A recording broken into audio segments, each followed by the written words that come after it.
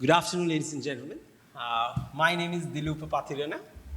I am actually managing 19 coffee shops down there in Sri Lanka. It happens to be, it happens to be the largest cafe chain in Sri Lanka because the scale is always smaller in a small country.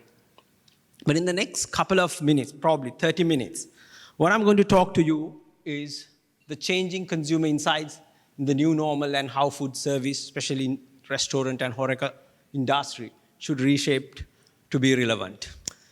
Sounds a little off track because being listening to a lot of health, medicine, and food technology information. But unfortunately, cafe and coffee and food is the only thing that I know. So probably I'll try to keep it more relevant to your likings because I've heard food is the best medicine also. The second thing is that you must have already noticed that English is not my first language. So my pronunciations, sentence patterns, and grammar would be here and there.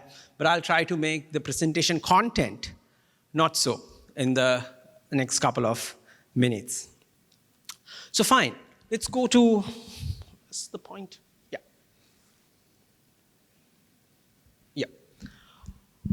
If I suggest all of you in this room, though it's very little, that you have not seen a pandemic of this magnitude before, unless if there's somebody who is 120-year-old would come and tell me, son, you have not seen the Spanish flu. That was in 1918. At that time, 500 million is 1/3 of the population. The 500 million got affected from Spanish flu, and 50 million death reports. But what surprised me today, after 100 years, 2019, with all the technical advancements and all due respect to all the health and medical facilities that we enjoy, we still have 445 million reported cases with 5 million deaths. The world economy, after 1930 Great Depression, came down by minus 4.5%. If you talk about the unemployment, it went up to 6.5% from 5.3%. It is estimated that 200 million jobs that we lost during the year 2020 alone, that is 5 times the population of my country. Tourism and travel industry saw a $3 trillion drop, and also about 60 to 70 million jobs were lost during that time. So that is the amount of gravity that we've seen during the pandemic time. Talk about airlines, they lost $420 billion in the year of 2020. So my first part of the presentation is what actually happened when we heard there's something fishy happening in mainland China, and it was highly contagious. And we literally saw people were just sealed inside their houses. And we knew that Europe got some cases, and then America got some cases, and then come to India, they got some cases, then the whole hell broke out. Right? So the first time, the first reaction was people were piling food. They was piling everything that they can get. But fortunately or unfortunately, it was questioning the Maslow's hierarchical theory of needs. So we thought food, medicine, shelter first, but what they were actually piling? The toilet papers. They started with toilet papers.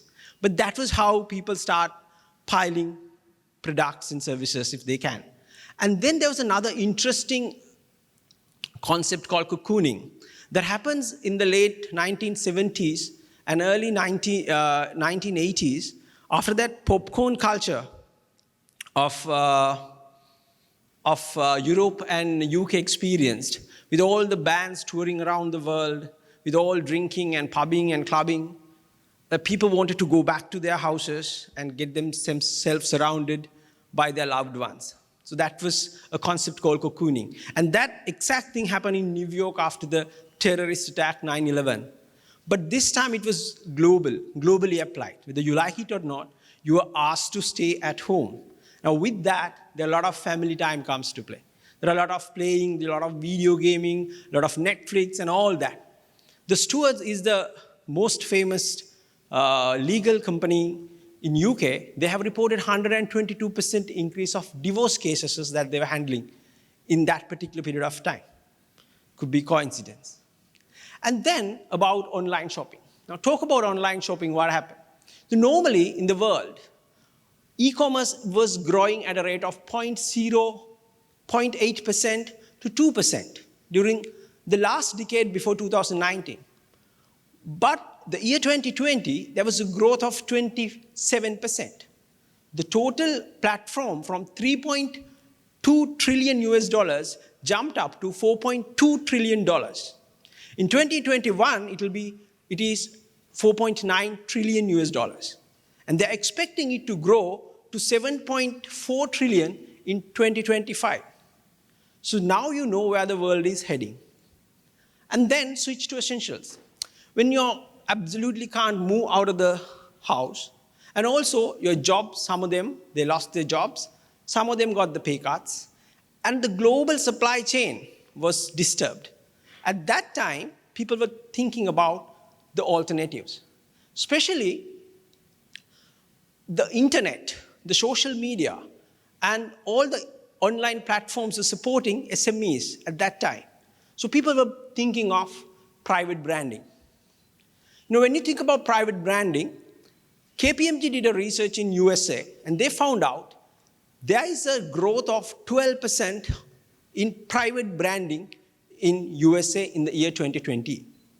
And that is about 24% of the total purchasers' portfolio that they were buying from supermarkets. But that number in Europe is almost 45%. So private brands are no longer considered cheap or no longer considered low quality, but the reflection of the consumer who was buying a private brand would be who's more savvy, smart, and community lover. And then we talk about cutting deep. You know, we all had to do that. Our traveling, our entertainment, our clubbing, our pubbing, everything, and even coughing was affected. So cutting deep was also something that we really noticed during the pandemic. But what matters now, as we have moved along from the pandemic, is what kind of trends that is going to be prevailing in the next couple of years' time. Maybe that will be more helpful for us to understand and navigate our businesses. So before that, there was a very interesting research done by Ernst & Young in Australia, and they have actually got a lot of information from the whole world, from different countries and different regions of the world. So according to them, they have modeled post-consumer behavior into 5 segments. They have modeled the whole population of their sample into 5 different segments, right? The first segment is the bang segment. Those are the people who got really less affected. Maybe they are extremely rich, or maybe they are the people who really was like university students probably, or maybe young executives who doesn't have a financial commitment towards them, who probably will take their jobs back, going back to metros, going back to their jobs and shopping and clubbing around. So these guys are very important. That's about 8% of the total population that they have researched. And the second extreme, on contrary, you have cutting deep people. Those are about another 12%. Those are the people who are anyway doing really bad, right? They were unemployed. They didn't have a proper job. The COVID was the final, nail on the coffin. So those guys will be cutting more deeper, spending less on brands, and not actually contributing towards the 3.5% estimated GDP of 2023. But the most important portion, about 85%, is the 3 segments that we're talking about here. The first segment is about 25%, the cautious people. I can relate that to my mother, who's still very cautious about it, safety, healthy, and being fit, being immune, she still believes there's something big is going to happen. Maybe the 5th or the 6th or the 7th wave would come. So those are the kind of customers who would not shift their brands, the brand they trust. They will not incline to do any researches on new brands or new trials on the brands. So they were the one who would come to your restaurant and say, hey, look here, that employee is not wearing the mask. This table is not sanitized. Where is your sanitizer?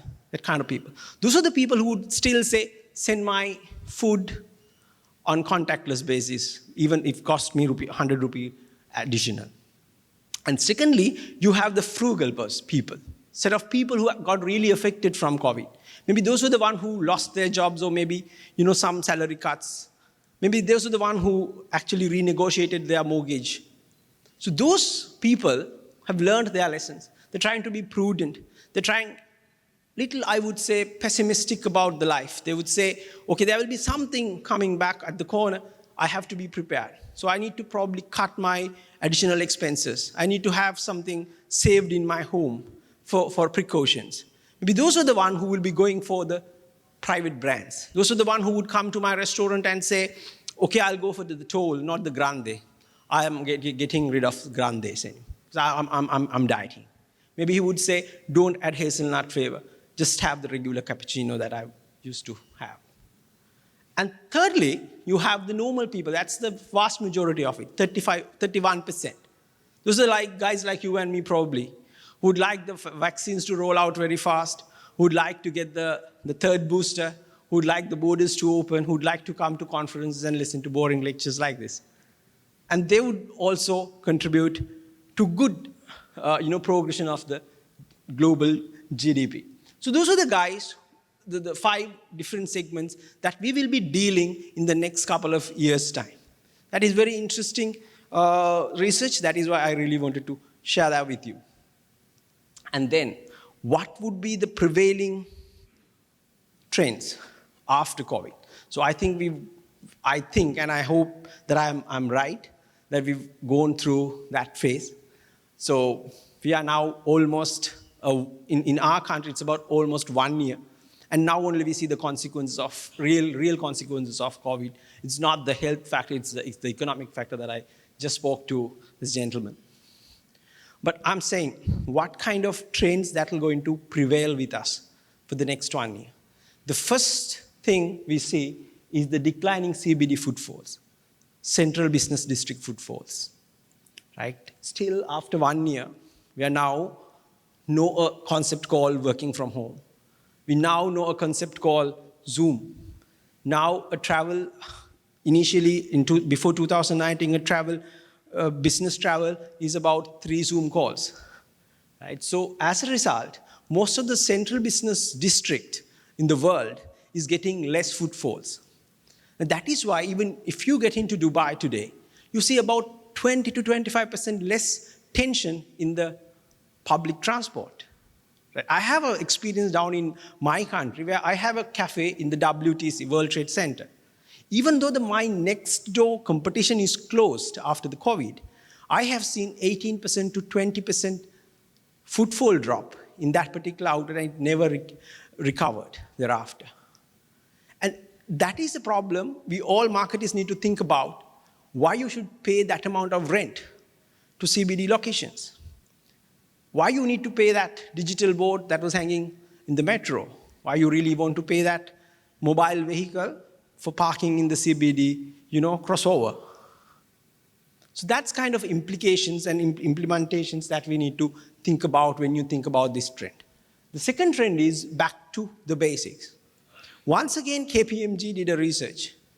They found out 62% of the consumers are now concerned about the value that they get for the money that they pay, which has been the case, but actually COVID amplifies that.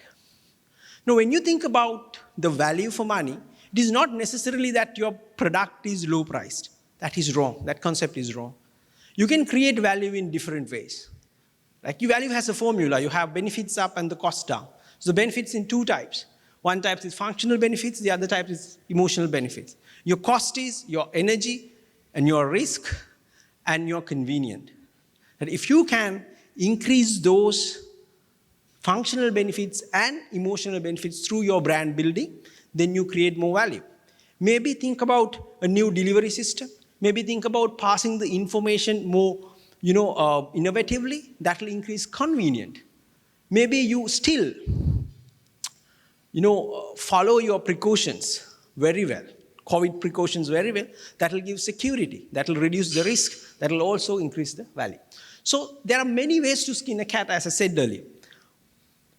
The brand people, the brand managers, maybe the business people need to find out what is their real value proposition is and what are they going to go with their customers. So because they are very, very sensitive to value now. And then consumers supporting local businesses. This happened because of many reasons. Number one is probably you have less money in your hand. You have little more time in your hand. And also, there was a concept that the countries, they need to preserve their reserves. So they were thinking when they were really isolated from country to country, they felt the pressure of reserves. So they were thinking like, we need to buy locals. We need to support our business. We need to, preserve our dollars. So as a result, there was a concept of buying local, be local, support localism. So a brand should really embrace this concept and then have the strategies aligned to do that. I'll share my experience. For the last 20 years, we've been brewing Lavazza. It's a very commercial, very nice coffee, and everybody likes that. But we had a lot of issues with the logistics as well as the price escalations. So what we did during the pandemic time, we introduced our local coffee, alternative coffee. That's called Tosca. That was grown in Sri Lanka. And we brewed it. And our company, branded it. And then introduced it to our customers. And there was a good reception. Not everybody accepted it. But there was a good reception. That's all right. And then what we did was, we have to have a very nice storytelling that the marketing lady who spoke to me before that, she was also talking about the storytelling, importance of storytelling. You need to have a very good storytelling about your local credentials. Like, how you really, connect your brand to localism. And we being Barista as an Indian, franchise, and also we've been brewing Lavazza for a long time, it was a little awkward, but finally we found it. And then we tied up our CSR campaign also to support these community growers' children for their education. So that was very well accepted from the consumers. Now today, we brew 40% of our coffee from the local brew. It's time to come. It's a matter of time that we will slowly increase it to 60% to 70%. But however, this localism, local business supporting has to be embraced very, very tightly. And the virtual is the new norm. And there's something happening in the world. When in 2019, only 10,000 subscribers went up to 228 million subscribers. Right? What would that application be in 1 year? That's Zoom. That's Zoom for you. Right? Now, Zoom has now conducted 45 billion minutes of webinars during the last 2 years. That's the type of business that we're looking at. They are now a $4.5 billion business, and they're earning 1.2 billion profit last year. Zoom was doing really good. And think about Jeff Bezos. His net worth of 116 billion went up to 176 billion in 1 year. That was almost the GDP of Sri Lanka, his increase only. That's the amount of, virtualism that we're talking about. Everything is virtual, right? We work virtually. We educate ourselves virtually. We lecture virtually. We do yoga virtually. We do cooking virtually. My wife is cooking virtually. And then on Friday nights, we have virtual drinks. How boring the life is. So everything become virtual. The businesses has to, embrace that. That is the only reason that they want to actually, if they want to exist in the market. You need to get your infrastructure right. You need to have your website sorted. You need to have your social media sorted. You need to have your, payment gateway sorted. And be ready for that. Otherwise, the bus is gone. All this time, we were complaining customers are not ready for this. They don't like applications. They want real physical things. But customers are ready now. They didn't have any option. So now why you are, complaining? Get your infrastructure right. And then you can get into the bus very quickly. So my experience there was we were only on social media just for awareness and brand equity building. But when everything was closed, there's only one way that we could sell was through WhatsApp, was through Instagram, was through Facebook. So all my social media communication platform converted to a business channels, selling channels.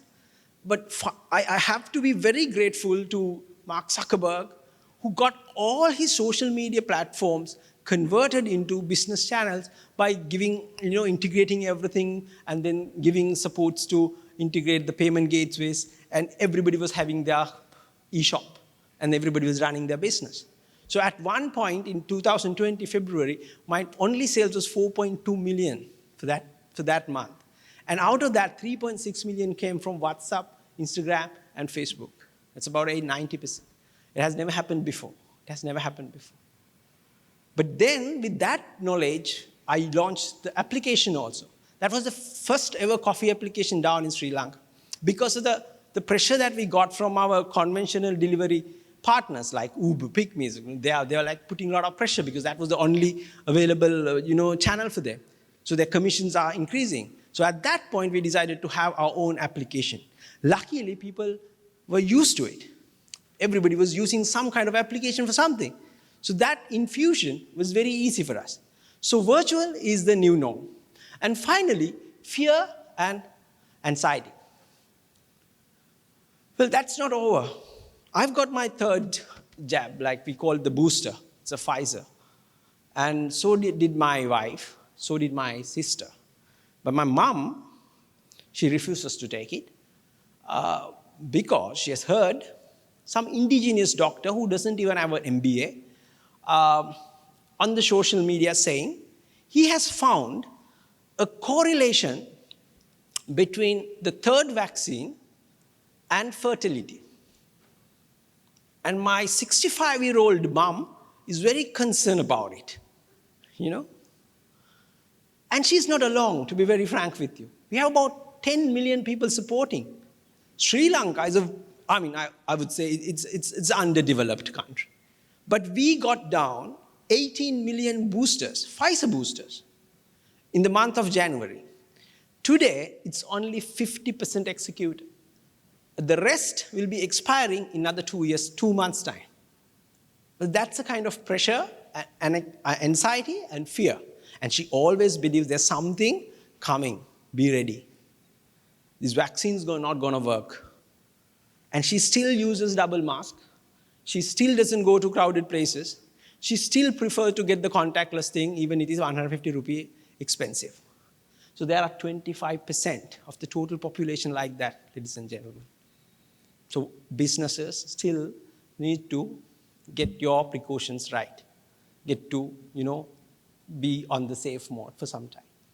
So those are the trends that we see.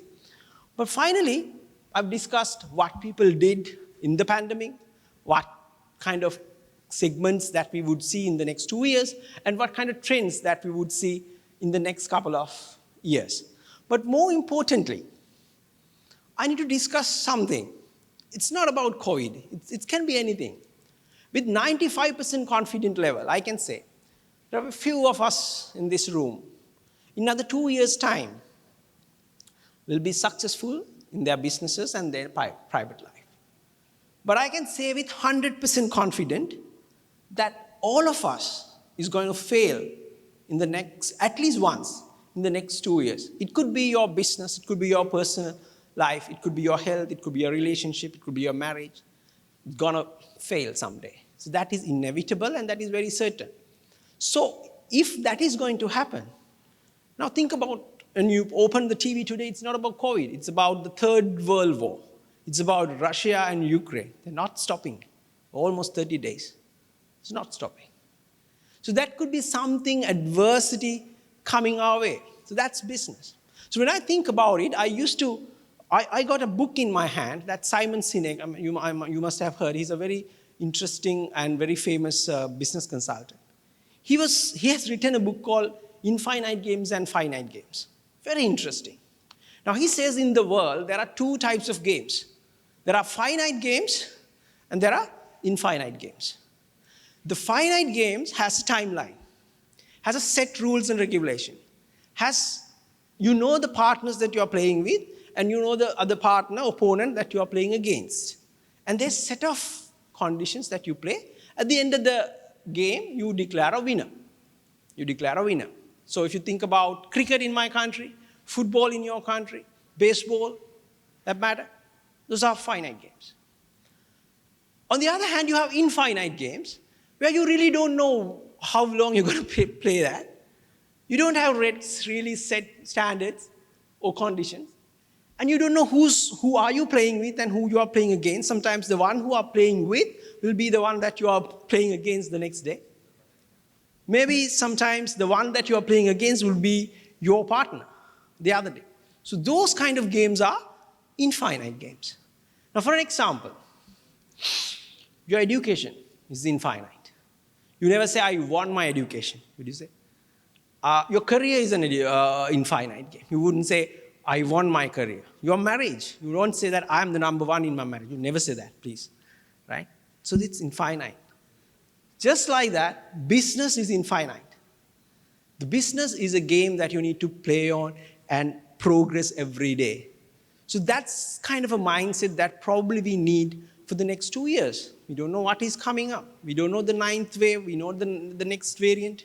So that kind of thing is resilience, right?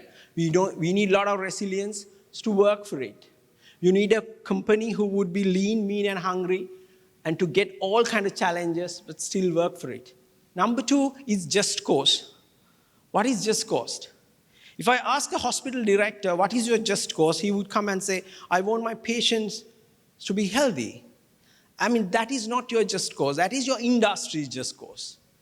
Right? If I ask a restaurant guy, my guy, outlet manager, he would say, I want to make my customers happy. I mean, they can go downtown and get into a spa. They'll be more happier than coming into a cafe. So that is not your just cause. Just cause is why you exist.